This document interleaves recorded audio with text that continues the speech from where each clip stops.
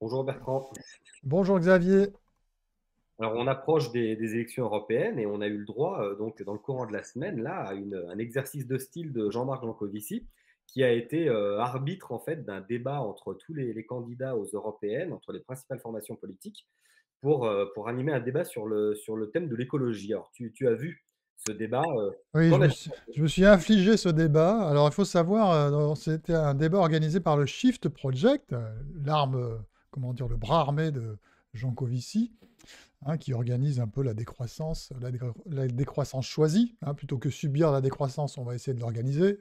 En gros, je te le fais court, mais c'est ça le Shift Project. Et donc, ce Shift Project de province avait décidé d'inviter les candidats, les têtes de liste aux européennes, et à débattre en fait avec Jancovici. Alors tu vois, ce qui est marrant, c'est qu'on a toujours l'impression qu'il n'y a que Jancovici qui puisse exister. Bon, c'est leur champion, ils le mettent en valeur, mais on avait vraiment l'impression qu'ils allaient le faire débattre avec tout le monde. Donc ils envoient leur champion sur le ring, qui est capable de prendre 8 têtes de liste en même temps pour tous les battre, bien sûr. Donc il y avait un petit côté un petit peu comique comme ça, mais en fait, quand tu regardes le débat, t'as pas trop de, justement, tu n'as pas trop eu de débat, précisément, parce que, tu sais, c'est très découpé. Alors, ils respectent très scrupuleusement les temps de parole, et donc chacun répond à... Il y avait 4 thèmes, euh, qui étaient, alors, je ne sais plus lesquels c'était, mais enfin, sur les aspects évidemment énergétiques, le mix énergétique, euh, etc., etc. Bon, bref, mais toujours sur leur thème principal, qui est l'énergie et la décarbonation. Et en fait, donc Jean-Marc Jancovici, heureusement, j'allais dire, parce que sinon on aurait pu le prendre en flagrant délit de vouloir donner des leçons à tout le monde, etc., n'a pas vraiment débattu, en fait, parce que le format ne le permettait pas. Et plutôt que débattre, il a donné la position du Shift Project sur chaque question. Et puis de toute façon, il a dit au début que s'il recommençait à répondre à chacun, eh bien, comme il est très bavard, il dépasserait son temps de parole, puisque son temps de parole était aussi limité. Et donc chacun a été de son petit couplet sur la transition énergétique. Donc ce qui était intéressant, c'est qu'on voit vraiment un gros clivage, en fait, gauche-droite, très clairement, avec le thème principal qui est le pacte vert européen, l'abominable pacte vert européen qui va nous amener à la ruine, hein. Et donc tu as très clairement, les têtes de liste sont découpées en deux. La droite d'un côté, qui est très critique quand même du pacte vert, et qui le remet en cause d'une certaine manière. Alors tu avais pour le Rassemblement national, c'est Jean-Philippe Tanguy. Tu avais pour les Républicains, c'est Bellamy. Et puis à droite, c'est tout ce que tu avais. Ah, vraiment, tu as donc des critiques à droite du pacte vert, et tous les autres veulent encourager le pacte vert. Glünstein, par exemple, dit qu'il faut défendre les normes, accentuer donc le pacte vert, mais avec un accompagnement massif. Et il refuse la pause réglementaire. Ce que tout le monde demande, tout le monde est un peu pris en étau avec les règlements, les normes, etc. On a vu la crise des agriculteurs. Non, lui, il refuse euh, la pause réglementaire. C'est pareil à la NUPES et chez les Verts. Alors, il faut noter quand même un truc, c'est qu'à la NUPES, c'est Manon Aubry. Et alors, c'est extrêmement pénible de l'écouter. Elle a une espèce de ton de voix, elle ne sait pas poser sa voix, et c'est extrêmement pénible. On dirait une étudiante de l'UNEF, tu sais, qui acclame son discours, c'est insupportable. Vraiment, là, ça m'a permis de voir qu'il y avait des gens plus ou moins doués à l'oral, et elle, c'est vraiment très, très pénible.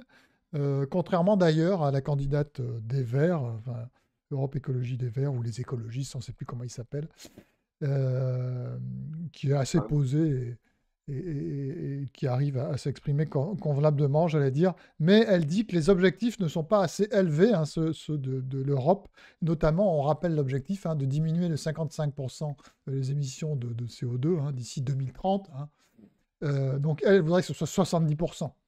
Donc tu vois un peu le comment dire, voilà, c'est ça qu'il faut retenir. C'est vraiment ce clivage entre la question principale pour moi des européennes, qui est le pacte vert. Et très clairement un clivage gauche-droite très très net, où la droite veut le limiter, ou le voilà, et la gauche veut l'accentuer, et bien sûr le maintenir. Je mets dans la gauche, excuse-moi, parce que j'en ai pas parlé, je mets dans la gauche le centre, Valérie Ayer, Renaissance, je ne sais plus comment il faut les appeler, Renew, ce que tu veux, qui en fait, pour le pacte vert également, il n'y a pas beaucoup de différence avec la gauche sur ce sujet-là, si ce n'est qu'elle est pro-nucléaire, soudainement pro-nucléaire, puisqu'on se souvient que c'est eux quand même qui ont fermé Fessenheim, hein. Et donc, voilà, c'est très, très, c'est très, très net qu'ils sont pour le pacte vert. J'allais y venir justement, j'allais te demander comment Renaissance s'en était sorti, puisque en même temps que cette histoire de débat, on a eu Valérie Ayer qui a parlé du pacte bleu pour la Méditerranée, si mes souvenirs sont bons. Voilà. Alors ça, c'est la nouvelle grande idée. Alors, tu sais, le pacte vert, ça quand même, ça fait grincer les dents de beaucoup de monde. On a vu encore une fois ce qui s'est passé au niveau de la révolte des agriculteurs, l'augmentation des normes, les objectifs totalement incroyables et délirants de décarbonation. Enfin, vraiment un projet de décroissance très très forte. Et là, il y a des critiques de plus en plus fortes sur ce truc-là, et c'est légitime parce que je pense encore une fois que ça nous amène à la ruine. Mais la candidate du centre, a priori du centre, veut en rajouter une couche et veut inventer à la place ou à côté du pacte vert un pacte bleu, comme si on n'avait pas assez de problèmes avec le pacte vert. Donc le problème, c'est qu'elle l'a cité, si tu veux, mais elle n'a pas vraiment défini ce qu'était le pacte vert. Mais en fait, elle a dit notamment qu'elle a parlé du plastique, c'est-à-dire qu'il faudrait interdire, en gros, ou empêcher que le plastique se retrouve dans la mer. Alors, elle a aussi dit d'ici 2035. Alors ça, c'est incroyable. Voilà, c'est ça. Fin des pollutions plastiques à l'horizon 2035. Je ne sais pas ce qu'ils ont avec l'horizon 2030 ou 2035, c'est demain, hein. Mais ils sont complètement obsédés par cet horizon-là. Il y a les objectifs à plus en finir qu'on ne va jamais respecter, bien sûr. Et donc, elle veut mettre fin à l'horizon 2035 des pollutions plastiques. Eh bien, bon courage, ma fille. Je renvoie à l'émission sur le plastique, qui est en partie très bon pour l'environnement, je le rappelle. Et puis, elle veut interdire l'exploitation minière en grand fond. Voilà ce qu'elle a dit. Et puis, elle veut soutenir nos pêcheurs, bien sûr, parce que sur le pacte bleu, tu auras bien sûr, comme pour les agriculteurs et le pacte vert, plein de trucs qui vont empêcher finalement ou augmenter les normes et les interdictions pour les pêcheurs, bien sûr. Mais comme il y a du en même temps, on va faire le pacte bleu où on va avoir plein de normes et plein d'éléments qui vont empêcher d'exploiter les ressources de la mer, finalement. Mais bon, rassurez-vous, on va faire des accompagnements pour les pêcheurs, peut-être des accompagnements pour qu'ils fassent autre chose, ou qu'ils disparaissent, ou qu'on les mette en retraite, ou qu'on les mette... Bon, c'est arrivé beaucoup dans l'histoire d'ailleurs à propos des pêcheurs. Voilà peut-être la fin de la pêche après la fin de l'agriculture qui arrive grâce à Renaissance, à Valérie Ayer, qui lave plus blanc que blanc et qui est plus verte que la plus extrémiste des vertes, quoi. Et alors, Là, il y a un truc on marrant est passé d'ailleurs. du greenwashing au bluewashing, en fait, quelque part. Ouais, c'est peut-être ça, mais si c'était du blue washing, on serait rassuré, parce que, mais là, vraiment, on se dit qu'ils vont le mettre en place, ce pacte bleu, quoi. Et s'il ressemble au pacte vert, vraiment, ça va encore. C'est pas qu'un élément de communication, parce qu'on peut se dire aussi que comme ils Oui, sont en perte de vitesse et qu'ils sont très critiqués sur ouais, sur toutes les mesures qu'ils mettent en place pour l'environnement ou l'écologie, oui. est-ce qu'il n'y a pas aussi ce petit côté d'annonce pour essayer d'exister dans des européennes où ils n'existent pas? Oui, oui, tu as raison, c'est un peu la stratégie de tout le monde, et tu as raison, mais je trouve que moi, ça la fout mal, parce que ça en rajoute une couche avec toutes les contestations sociales qu'il y a et celles qui vont venir en plus. Je trouve que ça en rajouter une couche encore. Et que c'est pas très bienvenu. Alors je sais pas d'ailleurs, apparemment, elle a été moquée aussi parce que c'est une idée. Il y a une très bonne série, paraît-il, je sais pas si tu l'as vu, qui s'appelle Parlement. Alors je sais pas Non. sur quelle plateforme c'est, mais donc dans cette série, apparemment, tu as un extrait que j'ai regardé tout à l'heure, où effectivement, il y a alors, je sais pas si c'est des députés qui sont en brainstorming avec leur assistant et qui cherchent des nouvelles idées. Et le gars dit, ah bah tiens, le pacte vert, le New Green Deal, le pacte bleu, il parle du pacte bleu. Et donc et elle s'est fait moquer parce que ça vient en partie de la série Le Parlement, qui est une très bonne série, qui est une série en fait sur la politique au Parlement européen. On peut rigoler parce que oui, j'ai fréquenté à un moment donné le Parlement européen. Oui. Ça peut être assez comique de faire une série là-dessus. Voilà. Alors peut-être que nos auditeurs, nos téléspectateurs Bah, s'ils regardent la série, ils nous connaissent diront cette série. Ouais. ils nous diront ce qu'ils en pensent dans les commentaires. Tant qu'on est dans la thématique des européennes et du débat, il y avait un Ouais. grand absent dans le débat de Jean Covici, c'est Governatori et son parti Écologie au centre. Oui, alors bon, il y avait plusieurs absents, hein. On note que Reconquête n'était pas là, donc plusieurs partis n'étaient pas là, mais il y avait aussi Écologie au centre, effectivement, qui est un nouveau parti, si tu veux. Euh, et alors qui est dirigé par quelqu'un qui s'appelle Jean-Marc Governatori, qui est quelqu'un qui a fait fortune, manifestement, il y a quelques années, qui fait de la politique depuis très longtemps. J'ai regardé un peu son parcours. Il s'est présenté aux municipales, aux législatives, et c'est un végétarien. Et il s'était présenté aussi à la primaire d'écologie d'Europe Écologie Les Verts, où il était arrivé bon dernier, je crois qu'il était arrivé cinquième. Et ils essayent de développer, si tu veux, on en avait déjà un peu parlé de ce parti-là, parce qu'on se dit, tiens, peut-être qu'il y aura un parti écologiste intelligent à un moment donné. Et donc, ils essayent de se démarquer, notamment en étant tout aussi alarmistes sur le diagnostic écologique, hein, de la crise, de la fin du monde, etc. Il faut quand même le dire. Mais ils essayent de se démarquer un peu sur le côté sécuritaire, immigration, le côté pro-entreprise, etc. Donc, c'est une écologie au centre et qui essaye d'être moins gauchiste, pour faire simple, euh, voilà, que les Verts. Et puis, on a vu aussi, ils ont fait l'actualité parce qu'il y a Juliette de Cossan, je ne sais pas si tu as vu ça. Oui. Ils sont même passés chez Hanouna, là. Enfin, ils n'ont pas été invités, mais Hanouna en a parlé. Et donc, parce qu'il y a une affiche d'une fille qui est chez eux, qui était avant, qui était macroniste apparemment, qui était dans le parti de Macron, qui s'appelle donc Juliette de Cossan, et qui s'est fait moquer parce qu'elle a retouché complètement sa photo. Alors c'est vrai qu'entre l'original et la photo, franchement, on ne reconnaît pas, elle est beaucoup mieux sur la photo, hein. Et puis elle a une poitrine qui est bien mise en évidence, et donc elle a été moquée, ça a été parodié, on l'a dénudée, paraît-il, en parodiant ses affiches, etc. Et c'est pour ça que ça a fait beaucoup parler. Et donc apparemment une fille très active et qui avait fait un coup parce qu'elle s'était présentée aux législatives dans les Français de l'étranger, en Italie, en Israël, etc. Cette circonscription, et elle avait déposé majorité présidentielle, euh, si tu veux, à l'INPI, là, enfin déposé le nom. Et donc elle avait fait campagne avec ça, et du coup elle avait fait un super score, je crois autour de 15%, un truc comme ça. Mais bon, dans la majorité, enfin bon, dans cette circonscription, elle n'a pas été élue.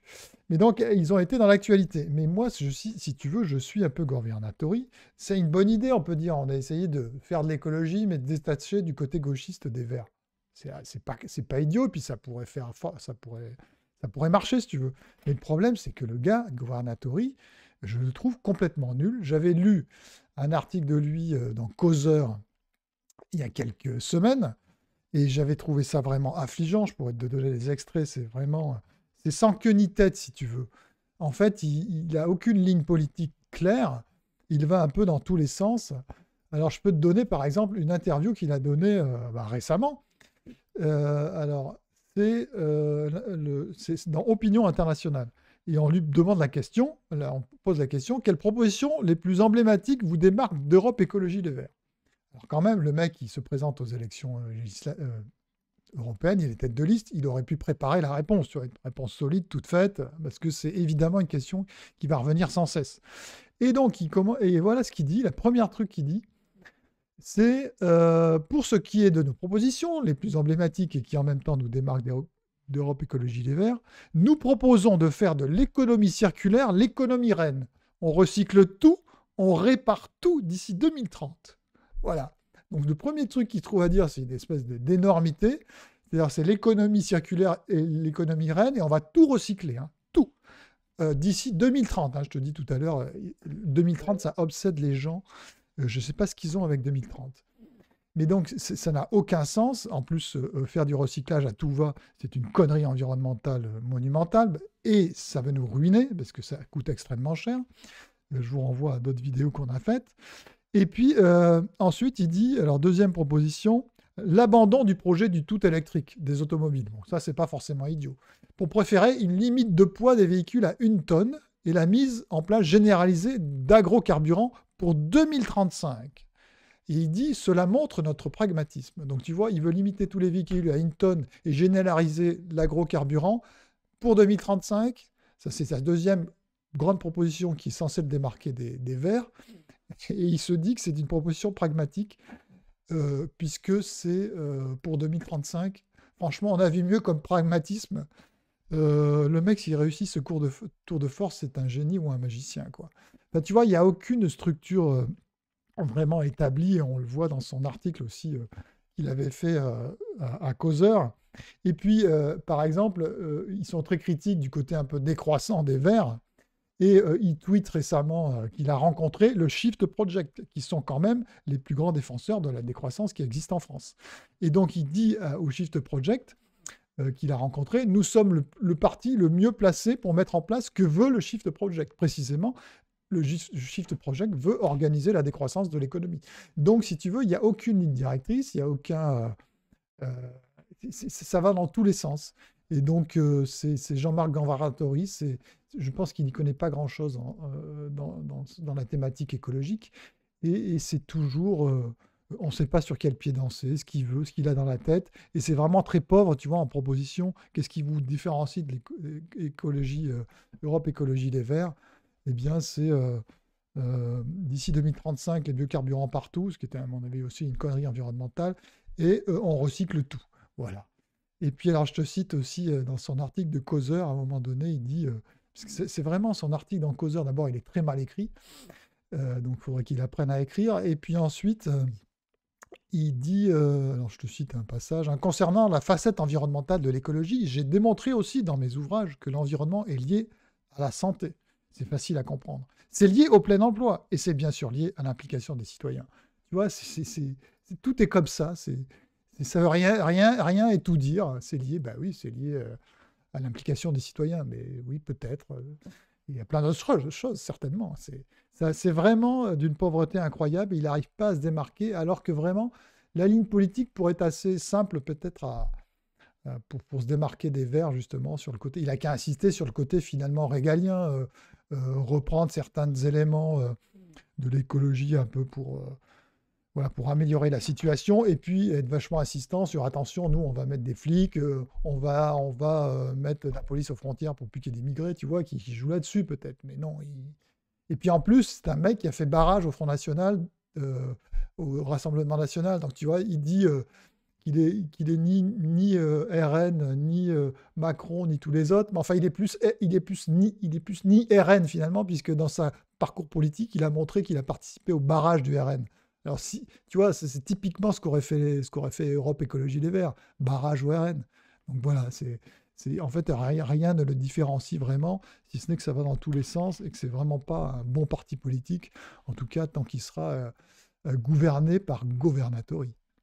Il manquerait plus qu'ils se mettent à parler de sobriété et là, la boucle serait bouclée puisqu'il me semble que la sobriété a fait un petit peu débat ces derniers temps, notamment du fait que ce soit pas un concept scientifique. Je crois qu'il y avait un petit mot à dire là-dessus. Oui, oui, absolument. Alors, Governatori, oui, il pourrait. De toute façon, il reprend tous les concepts, puis il mélange tout, et puis ça fait une espèce d'écologie au centre, où on comprend plus rien, donc il pourrait tout à fait prendre ça aussi. Mais oui, il y a eu un petit débat qui n'était pas inintéressant, parce qu'il y a une chercheuse, alors c'était un article qui vient de Reporter, tu sais, le site écolo un peu radical, pas inintéressant, mais vraiment très très radical quand même, qui a été fondé par un ancien du Monde. Et donc, il y a une interview de Yamina Saeb, qui est une experte du GIEC. Elle avait postulé pour le GIEC. Et dans le groupe 3 du GIEC, tu sais, dans le GIEC, il y a 3 groupes. Le premier s'intéresse aux principes physiques, ils étudient le climat, ce qui s'est passé et ce qui se passera peut-être dans l'avenir. Le deuxième s'occupe des impacts et de l'adaptation au changement climatique. Et le troisième, c'est la mitigation, l'atténuation du changement climatique, etc. Bon, le GIEC, il n'y a qu'un groupe intéressant, c'est le premier. Les deux autres, c'est du cinéma. Et elle fait partie donc du groupe 3 sur l'atténuation. Et donc, elle est rentrée au GIEC. Et sa candidature a été acceptée parce qu'elle est obsédée par la sobriété, et donc, elle a réussi à faire mettre, après des années de lutte, la sobriété dans le rapport 3 du GIEC. Et alors, elle a été accusée, alors, elle a eu beaucoup de mal parce qu'on lui reprochait, certains membres du GIEC, oui, il faut d'abord définir ce qu'est la sobriété scientifiquement, etc. Donc, c'est pour ça qu'elle a eu du mal, parce que justement, il n'y avait pas de définition scientifique de la sobriété.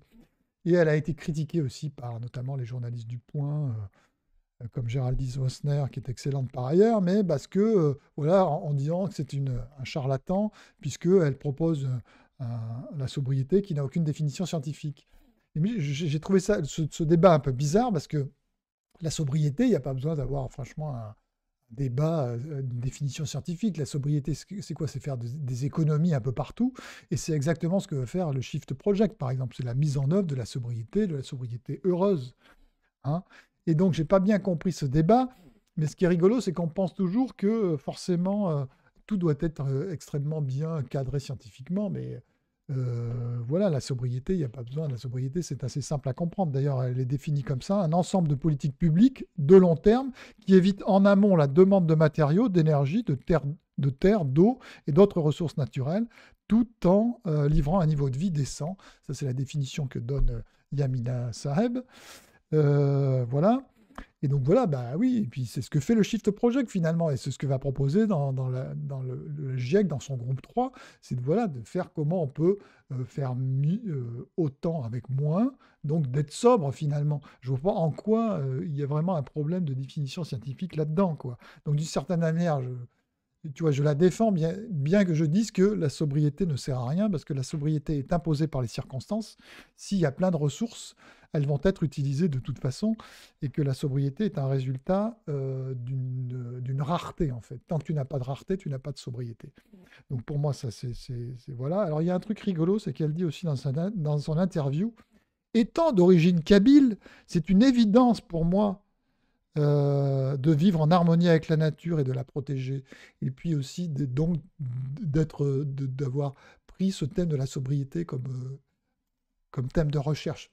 Ça m'a fait un peu rire parce que moi aussi je suis d'origine auvergnate et donc c'est une évidence pour moi de vivre en harmonie avec la nature. Donc ça n'a aucun sens. La fille, elle est comme toi et moi, elle n'a pas plus été sobre dans sa vie que nous, très certainement, et dont on a tous des origines de quelque part, et c'est pas pour ça que, voilà, c'est une évidence pour nous d'être sobre ou je sais pas quoi. Enfin, c'est toujours un discours un peu bizarre. Mais donc maintenant qu'elle a fait passer ce que la sobriété est dans le groupe 3 du GIEC, mais que selon certains, c'est pas scientifique, et donc le GIEC, c'est du cinéma, oui, peut-être, mais en tout cas, voilà, elle est sursollicitée, paraît-il, maintenant. Et je voudrais finir par un truc, c'est qu'elle dit, on lui pose la question, est-ce qu'elle veut créer un laboratoire mondial sur la sobriété? Hein, bon, bah, c'est un shift project pour moi à l'échelle mondiale, ou alors j'ai rien compris. Et puis elle répond, alors écoute bien parce que c'est intéressant, elle répond à cette question, alors, à quoi va servir votre laboratoire mondial? À mettre en place une communauté scientifique et politique, je dirais même idéologique, de la sobriété. Et là, je trouve que tout est dit. Contrairement à ce qu'on croit, le GIEC n'est pas seulement un organisme où il y a des scientifiques qui travaillent sur des rapports scientifiques, des articles qui ont été publiés dans des revues à comité de lecture. Le GIEC est aussi un organe politique, ça c'est beaucoup dit, puisque je rappelle que les décisions, les rapports sont pris à l'unanimité des membres du GIEC, des États, donc ça c'est de la décision politique d'une certaine manière. Et donc, elle va plus loin, puisqu'elle dit dans son laboratoire, qui est donc censé être une discipline scientifique, disons, hein, je répète, à mettre en place une communauté scientifique et politique, je dirais même idéologique. Donc tu sais, dans le GIEC, c'est pas nouveau ça. Faut pas croire que la science aujourd'hui, ce soit vraiment un travail de chercheurs très cadré, etc., et qui subissent aucune influence. Tout ça est évidemment percuté par la politique, par l'idéologie. Et ce qui ressort, c'est pas la science ça n'existe pas, les disciplines scientifiques existent, la démarche scientifique existe, mais la science, c'est quelque chose c'est un mythe. Et aujourd'hui, ce qui est produit par le GIEC, c'est évidemment en partie scientifique, c'est évidemment en partie politique et aussi en partie idéologique. Et je crois que l'interview de Yamina Saheb le montre bien. Ben, merci beaucoup pour cette démonstration, cher Bertrand. On rappelle à nos auditeurs qu'il faut s'abonner, liker et partager. Oui. Et Et on reçoit toujours plein d'insultes avec notre voilà, super vidéo sur Jean Covici qui marche du on tonnerre. Hein. continue, ça continue. Le torrent d'insultes continue.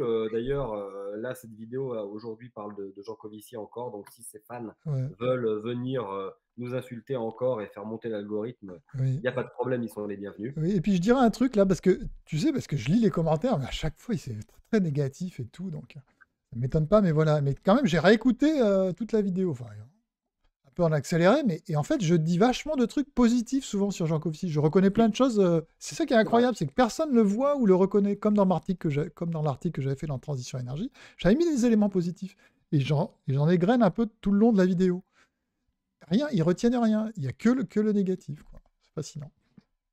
Eh ben, écoute, hein, on verra s'ils retiennent des choses un peu plus positives de celle-ci. Donc, Voilà, merci exactement. beaucoup, Bertrand, et puis à la semaine prochaine. Ouais, à la semaine prochaine. Salut.